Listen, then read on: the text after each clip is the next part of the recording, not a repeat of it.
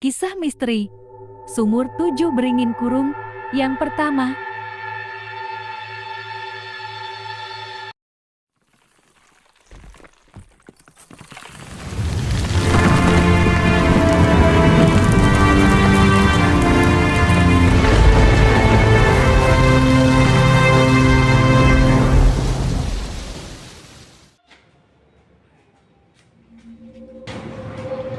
Assalamualaikum warahmatullahi wabarakatuh.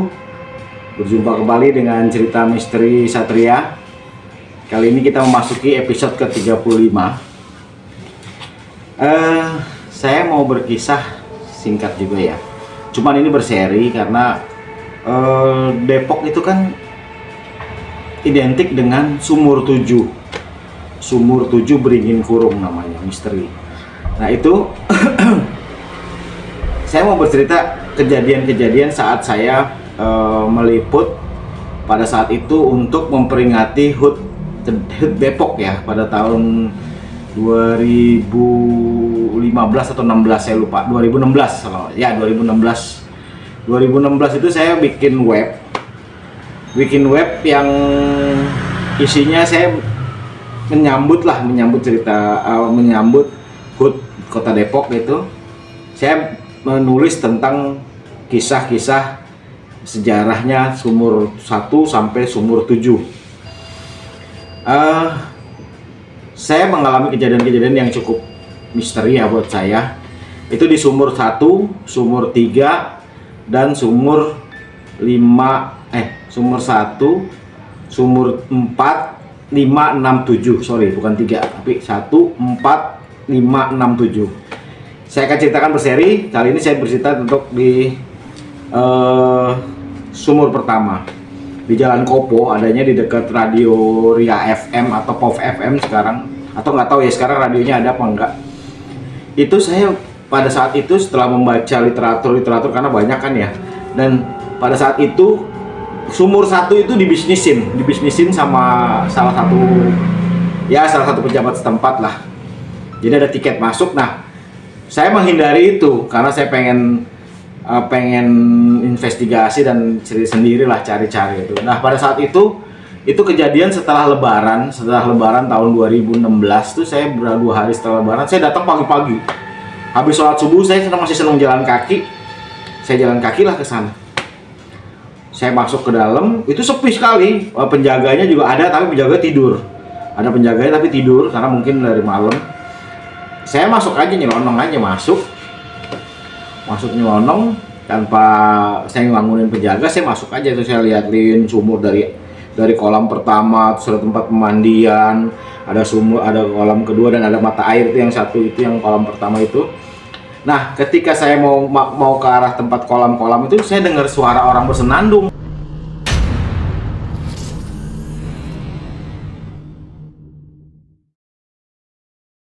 Kolam itu saya dengar suara orang bersenandungnya itu lagu-lagu Sunda lah. Kalau saya nggak bisa menyanyikannya, tapi itu bahasanya saya kenal banget karena saya bisa sedikit-sedikit bisa bahasa Sunda. Kedengaran tuh suara bahasa Sunda gitu ya. Bahasa Sunda tuh saya dari jauh kan masih gelap lah, orang mau habis sholat subuh setengah 6 atau jam setengah 6 kurang, masih gelap, masih remang-remang gitu. Dari agak jauh ya, kira-kira 5 atau 6 meter, saya lihat kok ada perempuan pagi-pagi madepnya ke arah tembok. Saya samperin dong karena saya pikir perempuan, wujudnya perempuan. Saya samperin, saya panggil, "Punten Bu, maaf nolong masuk." Saya bilang, "Saya pengen ada cerita-cerita apa sih Bu tentang di Sumur 7, boleh tahu nggak sih Bu? Kan Ibu mungkin sering di sini ya, saya pagi-pagi nih udah mulai mau nyuci gitu kan." Saya pikir gitu kan. Itu teman-teman, saya pas balik badan dia nengok itu, tadi saya pikir kan wujudnya kayak perempuan muda gitu kan, kelihatan dari belakang ya, karena kan dari belakang gitu. Dan itu suasananya remang-remang, masih ya gelap gitu. Pas nengok, masya Allah, mukanya tua, hancur gitu, kayak apa sih, kayak keriput dan hancur gitu. Nengok begitu, wah, saya bukan hanya saya sempat terpantal karena saya kaget ke belakang gitu kan, licin kan itu kan banyak air, saya agak kepelanting, lari saya nggak pakai ngapa-ngapain, saya lari tuh karena lari tuh sambil kayak gitu kan berisik kan tuh penjaganya bangun, kenapa mas, kok masuk ke sana? Iya mas, saya maaf tadi saya main masuk aja tuh, kenapa?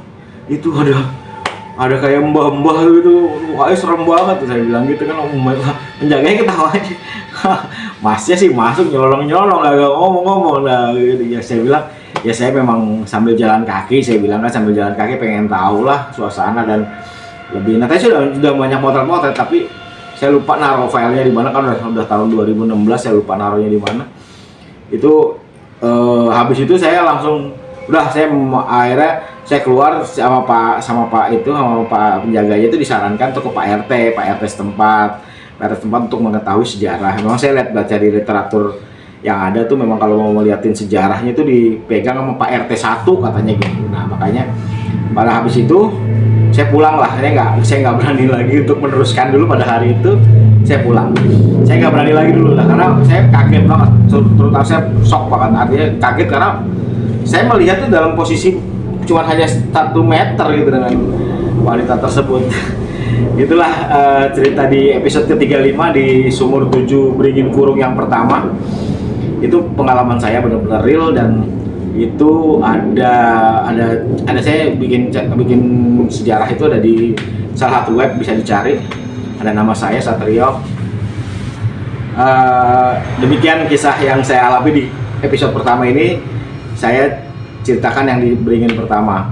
Nah di Beringin keempat lebih serem lagi, tapi nanti kita ceritakan, tunggu di episode selanjutnya di Cerita Misteri Satria. Jangan lupa like, share, comment, and subscribe. Oke, sampai ketemu lagi. Wassalamualaikum warahmatullahi wabarakatuh.